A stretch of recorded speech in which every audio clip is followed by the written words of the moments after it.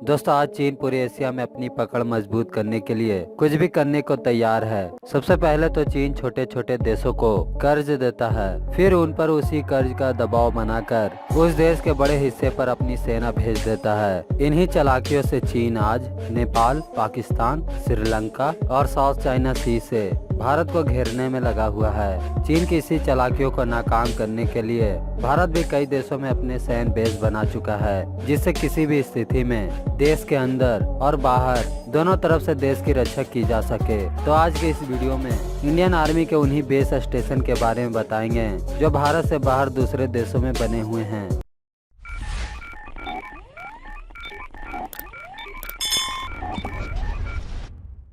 Number 1, Tajikistan. Tajikistan वो देश है जिसकी सीमाएं अफगानिस्तान, चीन और ईरान में लगती है। इसलिए भारत अपने दुश्मनों पर नजर रखने के लिए साल 2002 में यहाँ पर अपना पहला इंटरनेशनल एयर बेस बनाया। ताजिकिस्तान इसलिए भी महत्वपूर्ण है क्योंकि यहाँ भारत के 2 एयर बेस हैं, पहला आयनी, दूसरा फारखोर में। भारत के लिए दोनों एयर बेस बहुत ही महत्वपूर्ण है। इन दोनों एयर बेस से भारत पाकिस्तान और चीन के हरकतों पर नजर रखता है। आपको बता दें कि भारत ताजिकिस्तान के बीच सैन्य संबंध पिछले 13 सालों से चल रहा है। साल 2002 से 2010 तक इस एयर बेस के रख रखाव और ताकतवर बनाने के लिए भारत ने करीब $7 करोड़ खर्च किए थे। भारत ने यहाँ पर डिफेंस इक्विपमेंट ही नहीं भेजी बल्कि रनवे को 3200 मीटर तक और बढ़ा दिया। आज यह बेस स्टेशन भारत के लिए इसलिए भी खास है क्योंकि यह देश सेंट्रल एशिया का गेटवे है, इसलिए ऐसे जगह पर आर्मी का बेस होना भारत के लिए बहुत बड़ी ताकत का अंग है। नंबर 2,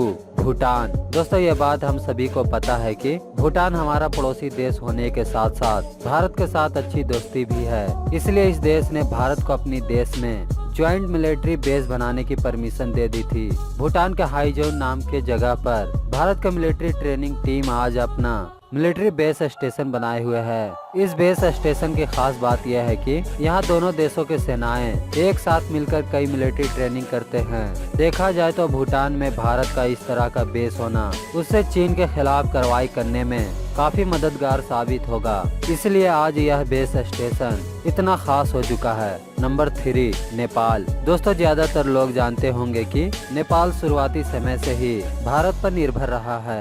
यही कारण है कि भारत नेपाल की सेनाओं में भी बराबर मिलाप रहा है, जिसका फायदा नेपाल को भी होता रहा है। सबसे खूंखार गोरखा रेजिमेंट यहीं से आता है। भारत के लिए गोरखा रेजिमेंट उतना ही खास है जितना कि कोई और रेजिमेंट हो, क्योंकि भारत को नेपाल के साथ ये समझौता काफी पहले से है। इसलिए आज की स्थिति को देखते हुए जहां चाइना नेपाल को गढ़ बनाकर भारत के खिलाफ साजिश करने की सोच कर रहा है, तो भारत भी अपने सुरक्षा से कहां पीछे हटने वाला है। इसी मुहिम के तहत भारत ने नेपाल में भी इंडियन आर्मी का बेस स्टेशन तैयार कर लिया है, जिससे भारत के खिलाफ होने वाले चीनी गतिविधियों पर भी ये बेस स्टेशन नजर रख सकती है। Number 4, Madagascar. मेडागास्कर में भारत ने पहली बार 2007 में अपने लिए एयर बेस बनाकर रडार सिस्टम तैनात किया था। यह बेस स्टेशन मेडागास्कर के उत्तरी इलाकों में बना हुआ है, जहां से इंडियन आर्मी ने भी हिंद महासागर में आने वाली सभी जहाजों को आसानी से नजर बनाए हुए रखती है। इसके साथ ही इंडियन नेवी इंडिया से जाने वाली शिप या आने वाली शिप पर नजर रखता है, जिससे कोई भी प्रॉब्लम न हो। Number 5, Oman. दोस्तों ओमान में इंडियन नेवी ने कुछ ही महीनों पहले ही समुद्री सीमा की सुरक्षा को बढ़ाने के लिए एक एग्रीमेंट साइन किया है, जिसके तहत इंडियन नेवी ओमान में अपने लिए एक पोर्ट तैयार करेगी। यह वही पोर्ट होगा जो पहले INS विक्रांत के वहां पर रुकने के काम में आता था। इसी के साथ ही दोनों देशों में सैन्य ताकत और ट्रांसपोर्ट में भी मदद मिलेगा, क्योंकि ओमान एक खाड़ी देशों में से एक है। इसलिए क्रूड ऑयल के आयात के लिए यह बेस स्टेशन बहुत जरूरी है। इंडियन नेवी के लिए यह बेस सुरक्षा और व्यापार दोनों की दृष्टि से बड़ा खास है। Number 6, Mauritius. मॉरिशस भी अफ्रीका के करीब हिंद महासागर में पाया जाने वाला भारत का पहला एलियाई देश है। इंडियन आर्मी ने साल 2015 में मॉरिशस से एक लेगा आइलैंड को लीज पर लिया था। यहाँ अभी तक करीब 70 से 80 मिलियन डॉलर की रकम खर्च करके एक हाई फैसिलिटीज वाले बेस स्टेशन को तैयार किया जा रहा है। इसके साथ ही मॉरिशस का यह भी मानना है कि यह बेस से इंडिया और मॉरिशस दोनों देशों का मिलिट्री ताकतों में काफी मदद मिलेगा। Number 7, Singapore. सिंगापुर के बारे में बात करें तो ये भी एक तरह से भारत के लिए बहुत ही उपयोगी देश है। चाहे हम बात तरक्की की करें या व्यापार की या फिर सैन्य समझौतों की, सिंगापुर भारत के लिए हमेशा से मदद करता दिखाई पड़ा है। सिंगापुर के साथ एक कमजोरी ये है कि उसकी जल सेना इतनी मजबूत नहीं है। इसी बात का फायदा उठाते हुए चीन सिंगापुर के साथ अपनी जल संधि के चलते उसने अपनी नौसेना लगातार बढ़ाता जा रहा है। इसलिए 20 नवंबर 2017 को सिंगापुर ने मलक्का जल संधि ने चीन की रणनीति का मुकाबला करने के लिए भारत और चीन दोनों के साथ व्यापार मार्ग में अपनी नौसेना को स्थापित करने में मदद की।